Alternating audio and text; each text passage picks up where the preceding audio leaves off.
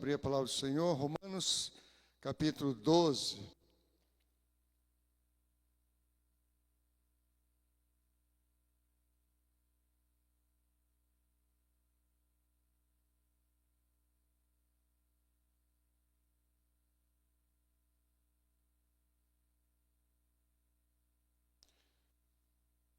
Nós vamos ler inicialmente 2 versículos, depois nós leremos outros. No decorrer da exposição, nós leremos outros. Romanos 12, versos 4 e 5.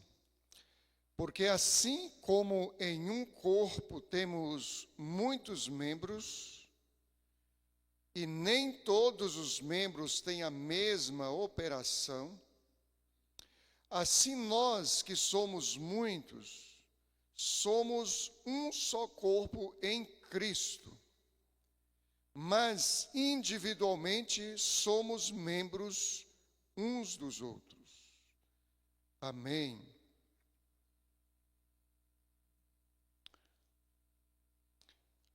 Queridos, eu já disse aqui, mas é provável que os irmãos não se lembrem. E a repetição é pedagógica, ela nos ensina. O livro de Romanos, queridos, ele é dividido em duas partes, duas grandes partes. Até o capítulo 11, trata-se da doutrina a respeito da fé, da instrução a respeito da fé, de como se crê e os efeitos do crer. Você crê com o coração, confessa com os lábios, está salvo. Pronto, basicamente é isso, a doutrina, o ensinamento, a teologia a respeito da fé. Até o capítulo 11, isso vai. Do capítulo 12 para frente, já vem a chamada ética da fé. Ou seja, qual a implicação de alguém dizer que crê em Deus, que é crente em Deus, que é crente em Jesus Cristo? Usando a nossa linguagem, qual a implicação de dizer que a partir de agora você é evangélico, que você crê nos evangelhos? Qual a implicação? Qual a diferença entre um que crê e um que não crê? A ética da fé trata disso. Ou seja, se antes eu não cria em Jesus, não cria em Deus, não havia recebido Jesus como meu Senhor e o meu Salvador pessoal, eu era de um jeito. Depois que Jesus entrou na minha vida e eu disse, a partir de hoje eu sou crente em Jesus, eu sou evangélico, eu sou pautado pelos princípios do Evangelho, eu preciso ser uma outra pessoa, eu preciso ser diferente. Aí você conhece alguém todo torto, uma vida toda torta. De repente você passa um tempo sem ver essa pessoa, aí você se encontra com ela. Aí você percebe que o cabelo dela mudou, a barba mudou, a roupa mudou, o andar mudou, a linguagem mudou, o semblante mudou, a visão que você tem da pessoa é outra. E você chega até o ponto de dizer, é outra pessoa. Encontrei com fulano de tal, é outra pessoa. Por causa do efeito do evangelho. Ou seja, ela está se comportando diferente em todos os aspectos. Isso é ética da fé. Então, a partir do capítulo 12 de Romanos, trata sobre isso. Por isso é que a nossa rede de jovens tem esse nome, Romanos 12, RM12, para pautar a conduta dos jovens nos ensinamentos da ética da fé. Né?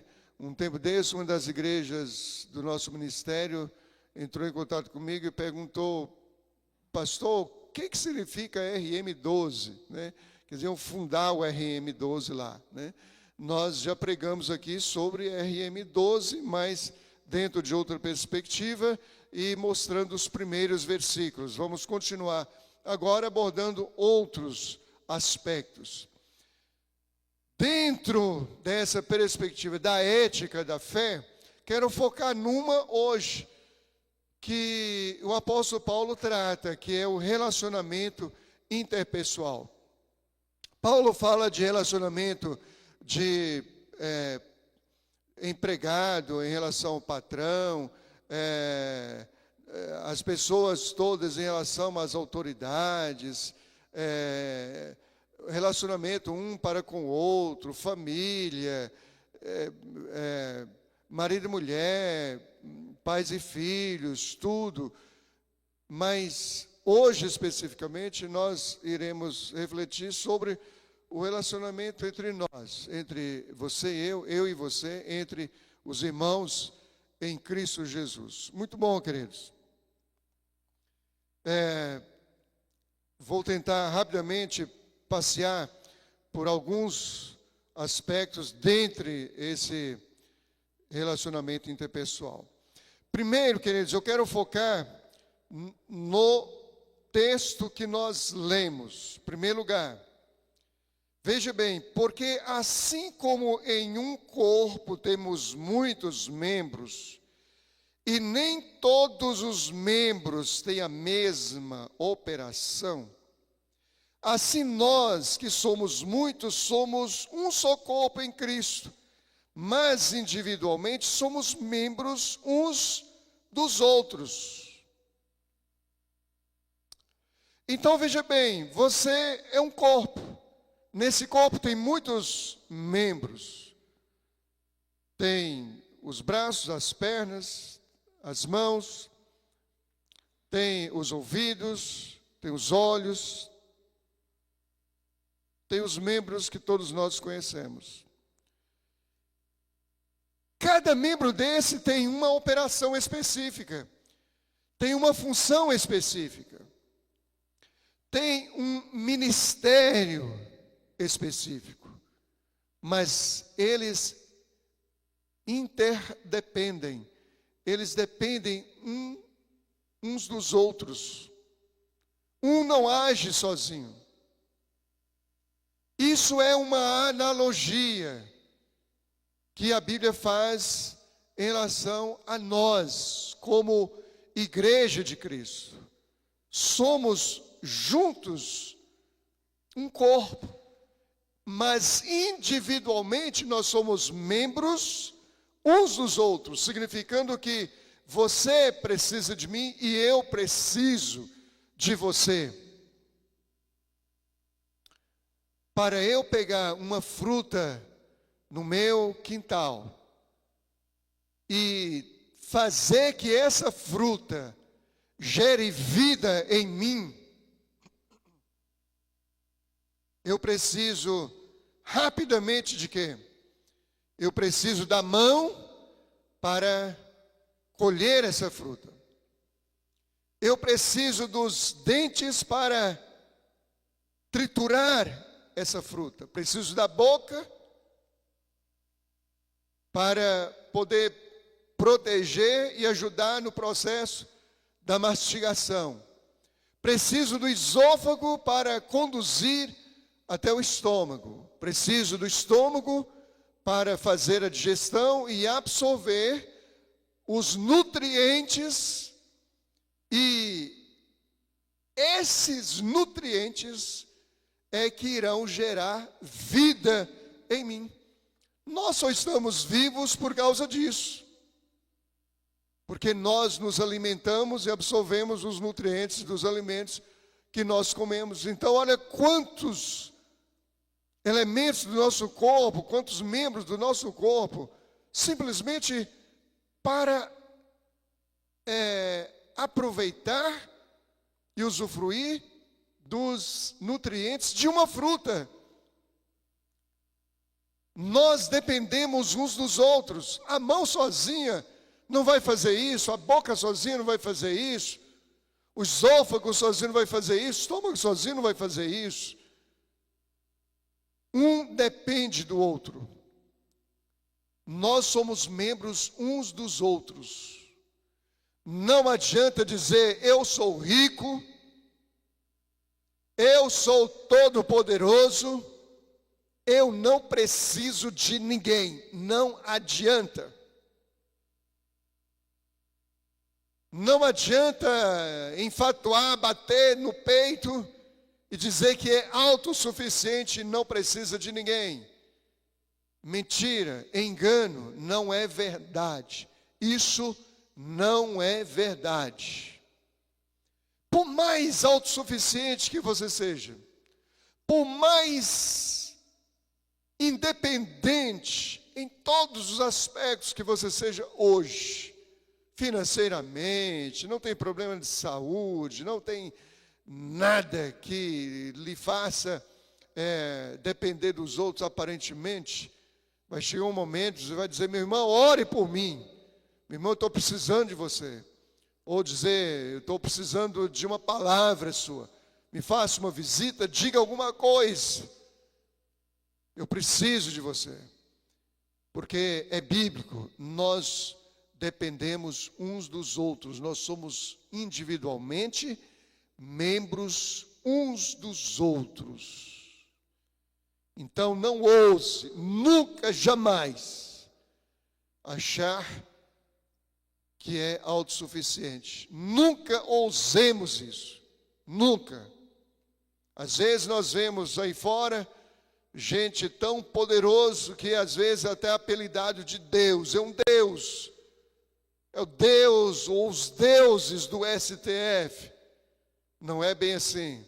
Por último, temos visto esses deuses chorarem por aí, pedindo misericórdia, compaixão, por isso, aquilo, aquilo outro.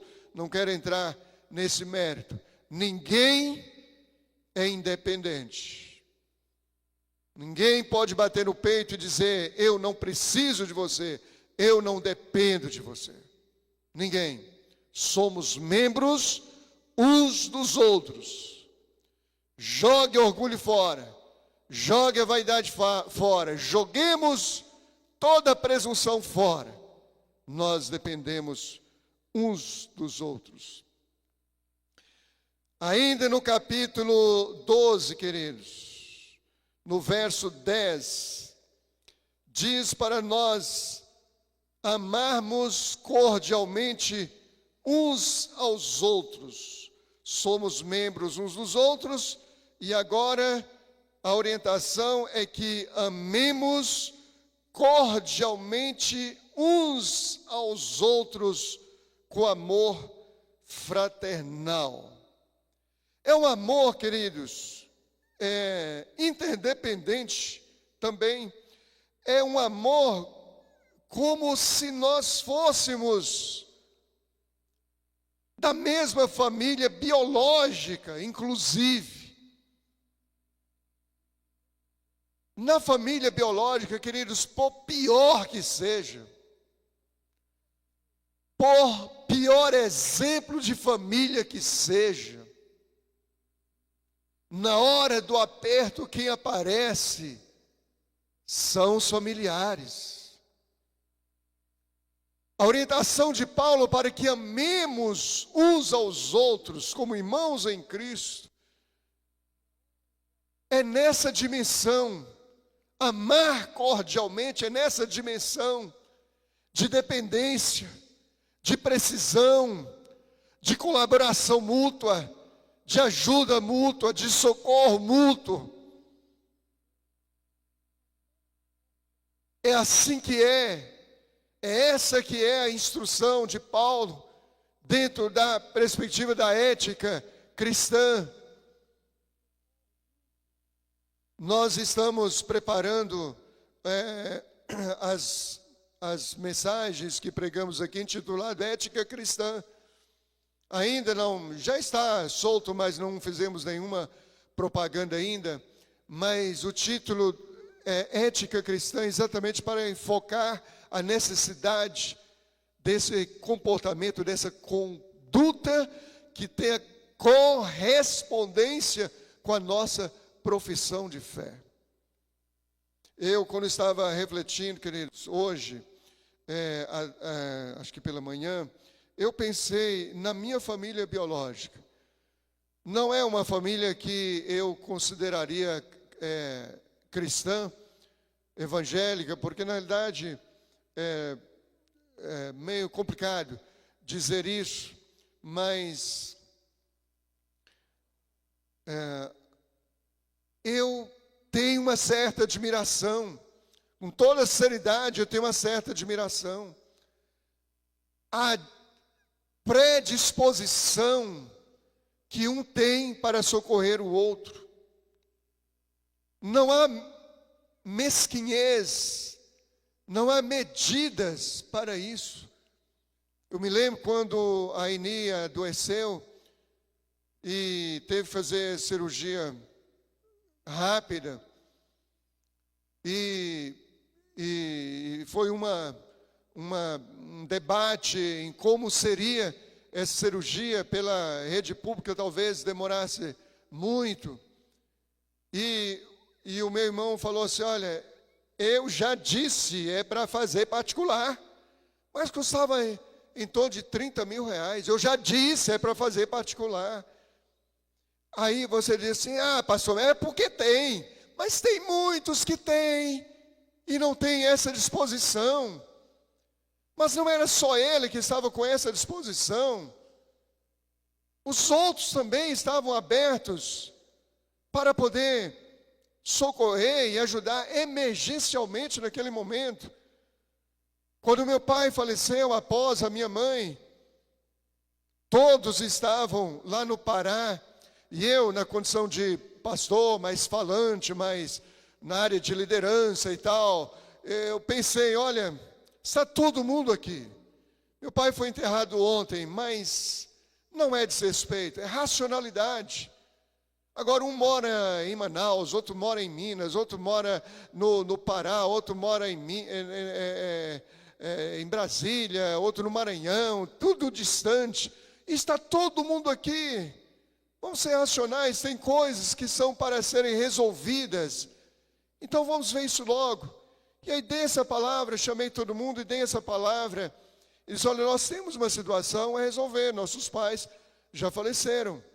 E nós temos esse patrimônio aqui que precisa dar rumo. E tomei a iniciativa logo, até mesmo para exercer uma certa proposta e incentivo, estímulo aos demais. Eu disse: olha, eu particularmente confesso que eu não tenho nada aqui. Não tenho, porque muito cedo eu saí de casa, nunca vim reformar essa casa, nunca vim ajudar em nada aqui e tudo. Então, por esse motivo, eu não tenho nada aqui.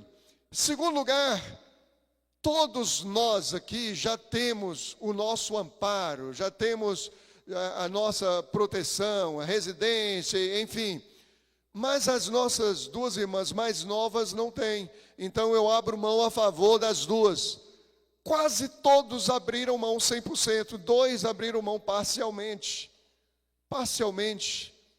E hoje, louvado seja Deus, as duas irmãs moram bem aqui em Brasília. Se bem que a mais nova ainda está no processo de aposentadoria, mas já está totalmente instalada aqui, bem instalada. Família, quando se fala em amar cordialmente uns aos outros, é nesse nível, é nesse patamar. Eu louvo a Deus, queridos, que nunca falta uma cesta de alimentos substanciosa aqui na igreja para socorrer alguém. Louvado seja Deus por isso. E existe um grupo de irmãos que contribui com isso, anônimos. E quem prepara generosamente. Porque eu digo prepara generosamente, porque infelizmente nosso irmão Jorge e Adinha não estão mais em condições físicas de preparar esses alimentos como eles vinham preparando, com muito amor, com muito carinho e com muita generosidade. E nesse processo de transição para saber quem iria substituir, eu disse: eu faço as compras. Mas eu ia à feira, como não tinha tempo suficiente nem habilidade suficiente para formar cestas generosas de qualidade, Eu ia simplesmente no supermercado, comprava e deixava aí. Mas não era o ideal, porque não eram cestas generosas e alimentos de primeira qualidade. E os irmãos disseram, não, nós não aceitamos isso. Não está certo. Não queremos assim. Aí outro irmão, que é o pastor Levi e a irmã Dora, assumiram, e as cestas são generosas para socorrer quem precisar. Isso é amar cordialmente. Quem não faz isso com um membro da família biológica? Amar cordialmente é amar o irmão em Cristo, assim como se ama o irmão biológico, e faz qualquer sacrifício para poder socorrer. Isso é ética cristã. Em terceiro lugar, queridos, no capítulo 12, verso 10, na letra B, o mesmo versículo, letra B, diz: preferindo-vos em honra uns aos outros. Preferindo-vos em honra uns aos outros. Queridos, isso é forte. Muito forte. Porque preferir em honra uma pessoa é como se você estivesse valorizando essa pessoa circunstancialmente mais do que a você mesmo. Nas coisas simples. Vamos dar alguns exemplos simples, muito simples, elementares. Você está no ônibus, no metrô, avião, não, mas no ônibus, no metrô, tem uma pessoa em pé. Eu não estou dizendo uma Amanda da vida com a barrigão lá na frente, necessariamente não. Uma pessoa. Não estou dizendo também o irmão João com a bengala dele, por causa da questão da sua pele. Não necessariamente. Uma pessoa. Mas você está sentado confortavelmente ali no banco do ônibus. E tem alguém que está em pé do seu lado. Você se levantar e dar o lugar para essa pessoa, você vai trocar o seu conforto por um desconforto a favor de alguém. Então, nesse momento aí, você está dando mais valor à pessoa do que a você mesmo. E isso é preferir em honra um ao outro. Como é que se prefere em honra na hora do almoço, na sua própria casa? O que é que alguém gosta? Vamos colocar aí um prato bem tradicional. Uma galinha caipira. Não estou dizendo só porque eu amo assim não, mas assim, da galinha caipira, queridos, tem gente que ama a moela. Chega, vira para lá e para cá, caçando a moela, então até achar, o primeiro que vai lá, pega. Outro prefere a coxa. Outro prefere o pé. A irmã Dalva, do pastor Cibides, gosta do pé. Outro da asa. Quando eu morava com a Eni, ela dizia que gostava da asa, eu comia a galinha inteira e deixava as duas asinhas para ela. Então, porque eu preferia ela em honra, né? Então, se você gosta da moela, por exemplo, mas você tem certeza que tem uma outra pessoa na casa que ama a moela, então se você vai se servir primeiro, deixa a moela para outra pessoa. Vai chegar lá rápido, eu vou primeiro, pega aqui. Não, preferir em honra é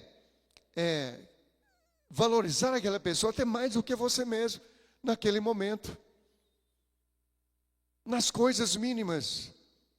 Preferir honra uns aos outros. E você pode honrar qualquer pessoa. É óbvio que há uma instrução bíblica para que os filhos honrem aos pais, mas isso não anula a honra uns aos outros, independentemente de qualquer coisa, de qualquer posição de autoridade. Eu não consigo passar em frente a Cacau Show e não comprar uns bombonzinhos para minha esposa. Por quê? Porque eu sei que ela ama. E aí, normalmente, eu levo assim meio escondido, porque tem outras pessoas que amam também, né? Mas que eu não dou conta de comprar para todo mundo. Mas eu pego e levo. Porque sei que ama. É uma forma de honrar. A minha esposa, por exemplo, ela ama bolo de chocolate. Então, quando ela vai comprar bolo de chocolate, ou quando vai comprar bolo, ela compra bolo de chocolate para ela honrar ela mesma, né? Um dia eu perguntei assim: amor, você compra bolo de chocolate porque você gosta, né? Ela disse: é. Mas eu gosto de outro tipo também. Então, queridos, nas coisas mínimas a gente pode honrar uns aos outros.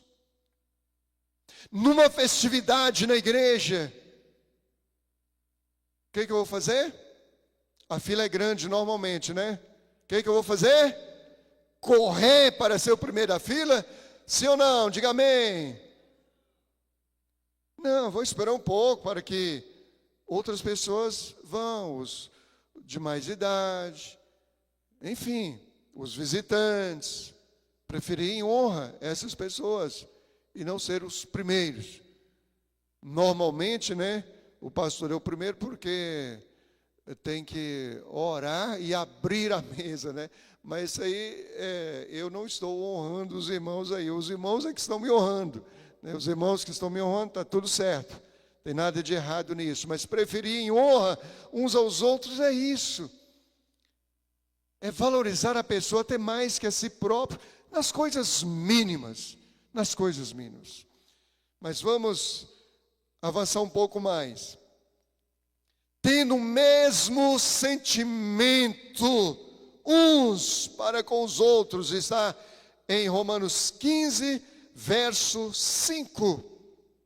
Tendo o mesmo sentimento, a mesma empatia, sentindo pelo outro o que você gostaria que ele sentisse por você.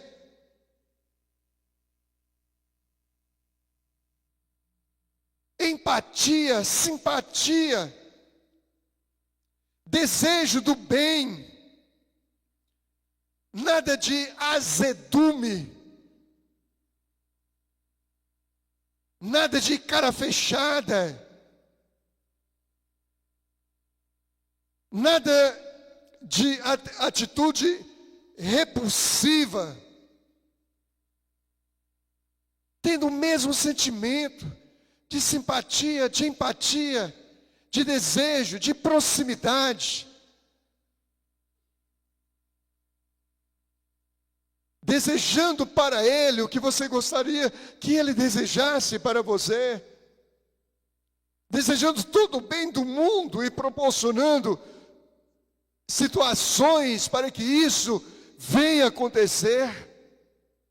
Tendo o mesmo sentimento uns para com os outros. Relacionamento interpessoal. Romanos 14, 13. Não julgando uns aos outros. Nós julgamos muito, igreja. Nós julgamos muito. Por descuido, nós julgamos muito uns aos outros. Às vezes uma atitude brusca de alguém, a gente julga. Não deveria falar assim, está errado. Como é que faz uma coisa dessa?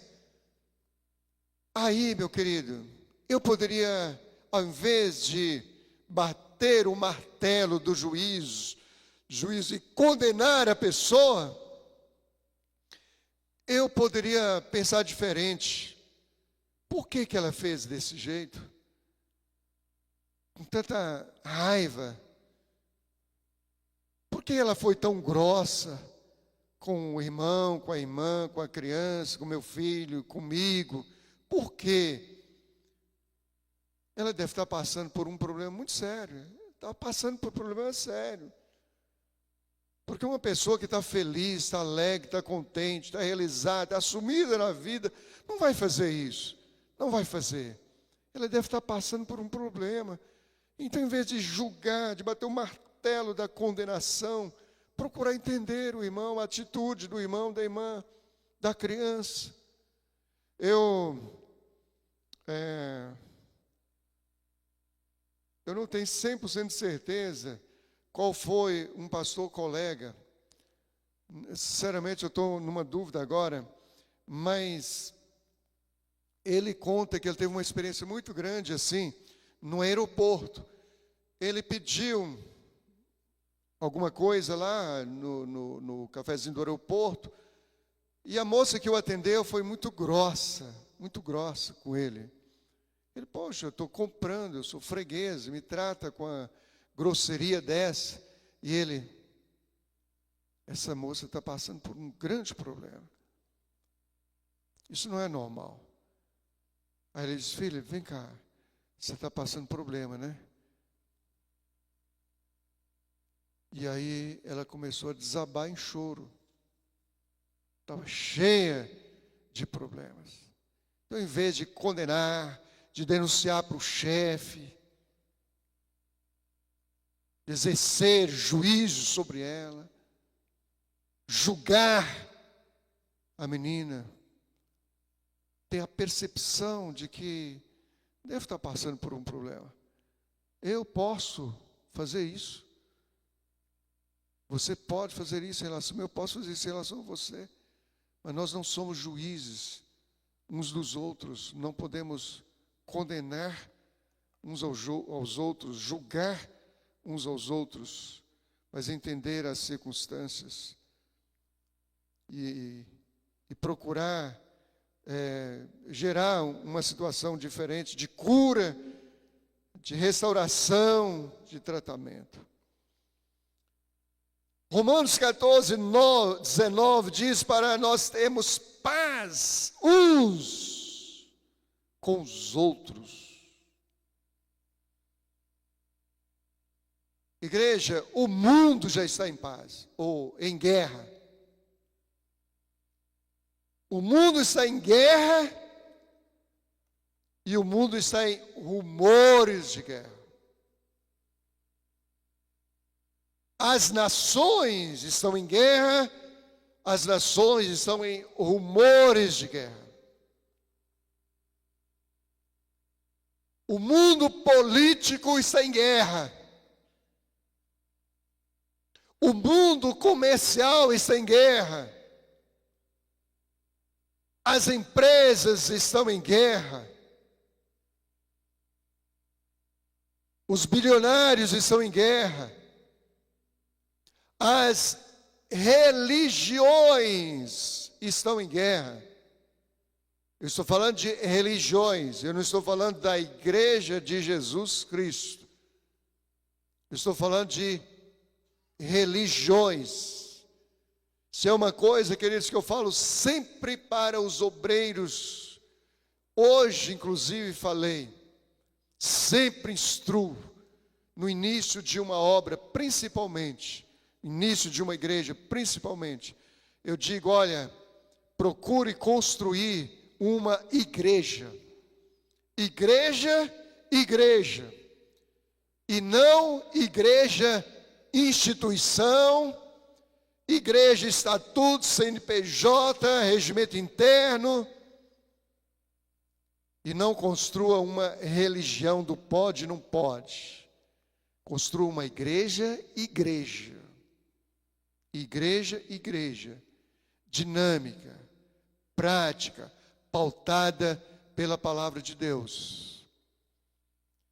Eu acho que já falei isso aqui na igreja, não me lembro, mas no início do ministério, um obreiro me ligou mesmo, e perguntou: pastor, o senhor tem o estatuto do ministério aí? Eu digo: tenho, mas para que o irmão está querendo? Ele disse: é porque tem uma irmã aqui na igreja que está me dando trabalho e eu queria discipliná-la. Eu disse: meu irmão, deixa eu falar uma coisa. A última vez que eu peguei nesse estatuto, regimento interno do ministério, foi quando eu fui buscá-lo lá no registro, no cartório. Está guardado. É uma satisfação social, para que o patrimônio fique em nome desse CNPJ, coisa assim. Use a Bíblia para corrigir a irmã. Use a Bíblia. Use capítulos e versículos. Não use artigos, parágrafos e alíneas. Nosso ministério é uma igreja, não é uma religião ou uma instituição. É uma igreja. Igreja se pauta por um livro chamado Bíblia. A Bíblia precisa ser para nós a nossa única regra de fé e de prática. E isso é sério. Porque a Bíblia é que precisa me dar todos os elementos para me instruir em como eu irei crer e no que irei crer. E a Bíblia é que tem que ser o instrumento e me dar as ferramentas para me instruir em como irei me comportar. É o que estamos fazendo aqui agora, que Romanos, a partir do capítulo 12, está fazendo. A ética da fé é a Bíblia. Igreja que diz: a Bíblia, eu creio na Bíblia como única regra de fé e prática.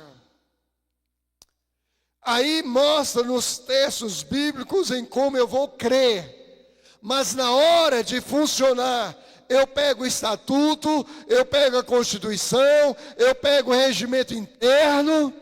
Não crê na Bíblia como única regra de fé e de prática. Pode crer, aceitar como regra de fé, mas de prática, não. Quando se reúne, lê um texto bíblico, faz uma devocionalzinha, encosta a Bíblia lá e pega o estatuto, pega o regimento interno, pega a Constituição, e agora, a partir de agora, é isso que vale.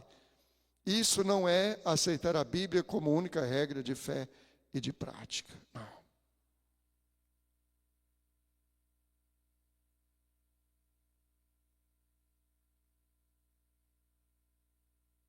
O mundo está em guerra, queridos. Então, quando eu digo, as religiões estão em guerra, são as religiões. Porque a igreja verdadeira de Jesus, como igreja, corpo de Cristo, não entra em guerra uma com a outra. Mas o que eu quero dizer com isso, queridos? Então, já basta de guerra. Já basta, já basta, já chega. Vamos viver em paz uns com os outros. O crente que diz: eu não levo desaforo para casa, está precisando descer lá no oleiro para os quebrar o vaso assim, em pedacinhos e fazer de novo. O irmão que diz: o que tenho a dizer eu digo na cara, está precisando descer no oleiro para ser quebrado em pedacinhos, para se fazer de novo. Meu irmão, deixa eu te dar uma dica, que é como eu me comporto. Se alguém for grosso, ignorante com você, pisar no teu calo, não retruque. Primeiro, que você está se nivelando. Segundo, que se você colocar a pessoa no lugar dela, ela possivelmente nunca irá repetir aquele ato, mas também ela nunca mais terá oportunidade de revelar o que realmente ela é. A pessoa que me trata com grosseria, com maus tratos, com brutalidade, com desrespeito, com desconsideração, eu estou sabendo quem é essa pessoa. Ela está se revelando quem ela é. Ela está dizendo muito mais a respeito dela do que a meu próprio respeito. E aí eu vou saber quem é essa pessoa. Mas se eu disser para ele, olha, tu me respeita, tu ocupa o teu lugar, e tu nunca mais faça isso. Ela nunca mais vai fazer. Mas também ela nunca mais vai ter oportunidade comigo de se revelar exaustivamente o que ela realmente é. Então faça isso. E aí você vai conhecer quem é essa pessoa. Agora, você retrucar, primeiro está se nivelando como ela. Eu sou igualzinho a ela. Talvez até pior um pouco. E está tirando a oportunidade dela se revelar para você. Vamos ver em paz então. Romanos 15, 7, em sétimo lugar, já estamos encerrando, diz: acolhei uns aos outros. Queridos, isso é de extrema importância, o acolhimento. É de extrema importância. Pessoas, normalmente, queridos, elas não vêm para a igreja por causa de Deus, não. Se ela não conhece a Deus, ela não vem por causa de Deus, que nem conhece a Deus. Se ela já conhece a Deus, ela pode servir esse Deus em qualquer outro lugar mais confortável para ela. A pessoa vem para a igreja por sentir um ambiente agradável, prazeroso, um ambiente de família, de irmãos, de corpo de Cristo. Então esse acolhimento é de extrema importância. E as pessoas não são todas iguais a nós, não. Elas são diferentes, elas são indivíduos. Significa que elas são individuais, têm as suas individualidades, as suas particularidades.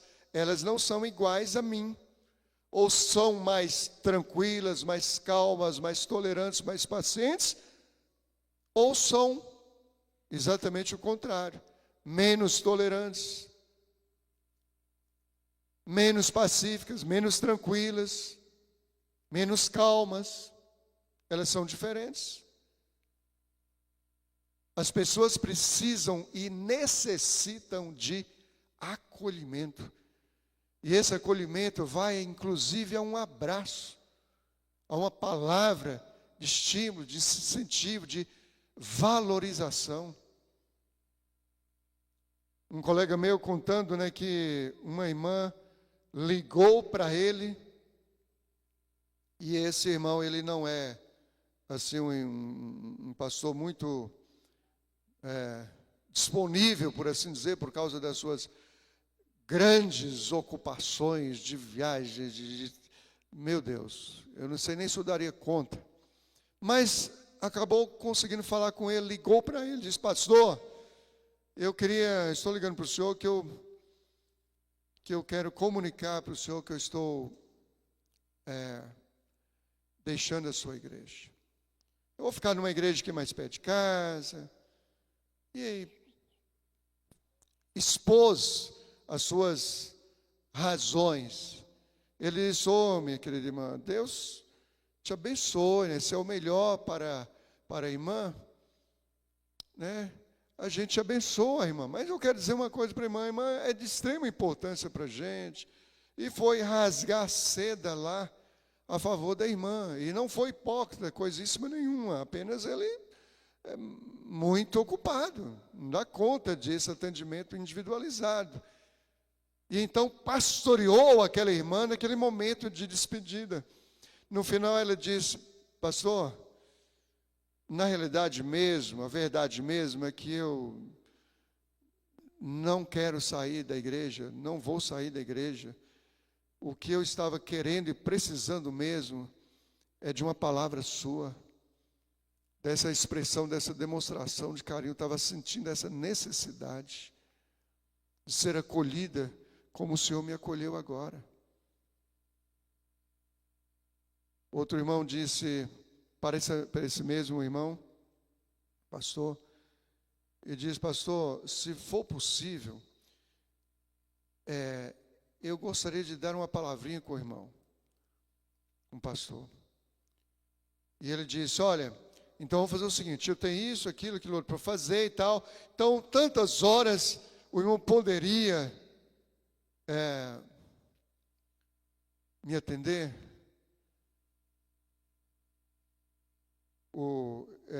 Eu poderia atender o irmão tantas horas? Ele disse: olha, pastor, eu estou precisando falar com o irmão, assim como eu preciso do ar que eu respiro.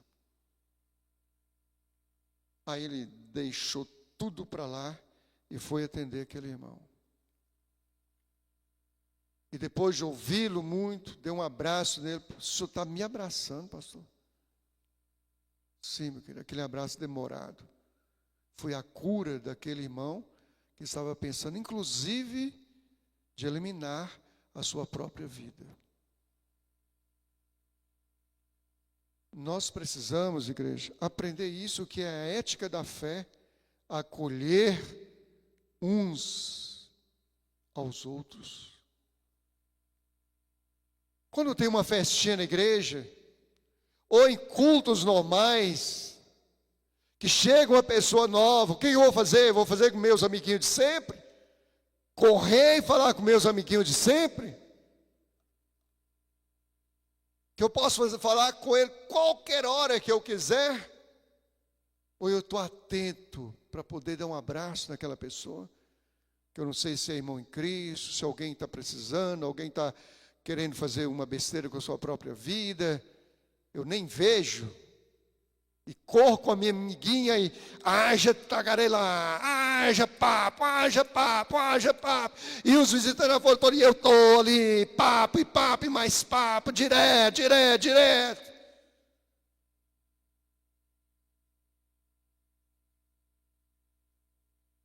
Está errado. Eu posso falar com meu amiguinho, minha amiguinha, meu irmãozinho em Cristo, qualquer hora que eu quiser. Mas com aquele visitante, não, porque eu não sei nem quem ele é, não sei contato dele,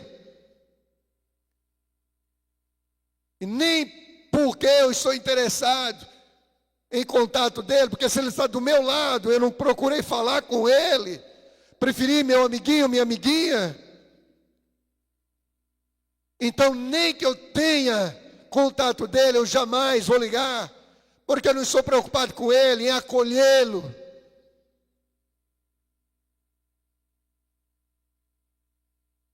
Quando eu vou sentar à mesa numa recepção, como sempre nós fazemos aqui, nós procuramos quem? Os amiguinhos. E o visitante está sozinho na mesa, mas eu estou tagarelando com meus amiguinhos. Isso é bom, igreja, é bom, é importante. Mas eu preciso abrir os olhos para outras coisas, que são talvez oportunidades únicas que nós temos de salvar a vida de alguém, de proporcionar um ambiente de acolhimento. Domingo passado, eu trouxe uma visita aqui, e ela disse: pastor, já estou decidida, vou ficar na sua igreja. Eu fui muito bem recebida aqui. Não foi só uma pessoa que me deu atenção, não. Foram muitas pessoas que me deram atenção. Já estou decidido, já inclusive inseri no grupo da igreja. Por causa de quê? Por causa do acolhimento. E para encerrar, queridos, saudai com ósculo santo uns aos outros. Ósculo é beijo e é santo. Igreja que é religião, homem beija homem, mulher beija mulher, como religião, para obedecer o que está escrito aqui.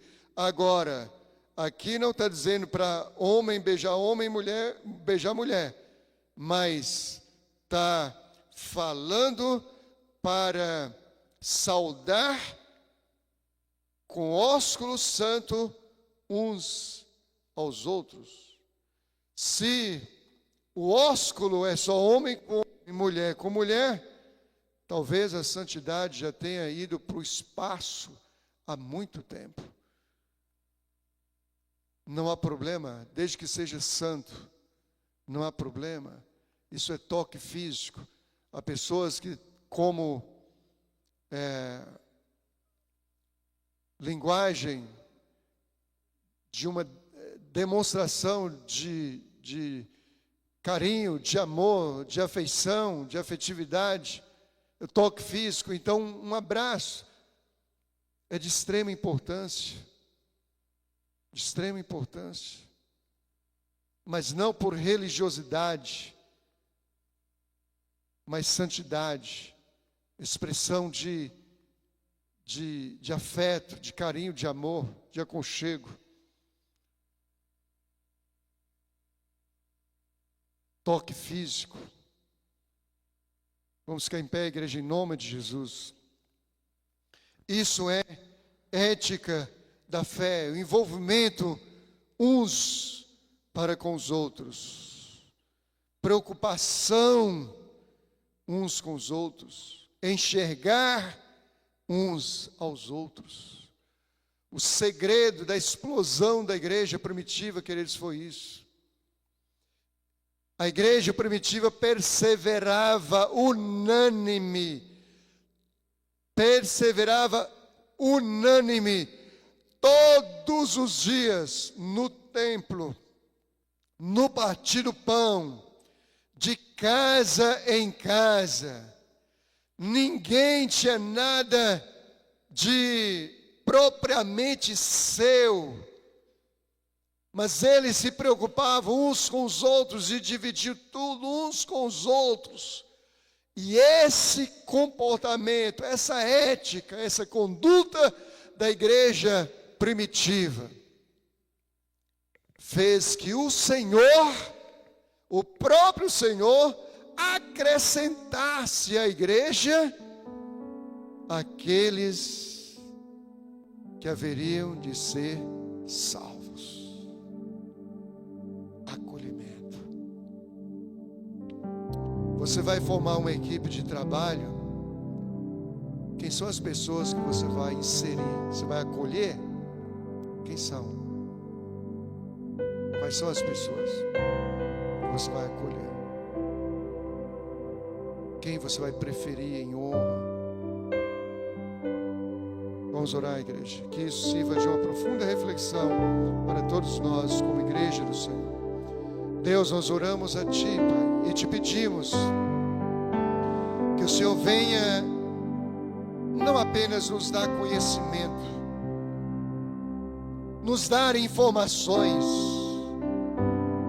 nos abarrotar de informações e de sermos biblicamente intelectuais, porque o Senhor não está interessado necessariamente nisso, mas em que cumpramos a Tua palavra, mas em que vivamos a Tua palavra. Faça isso, meu Pai, faça isso, meu Deus, em nome do Senhor Jesus Cristo. Aleluia.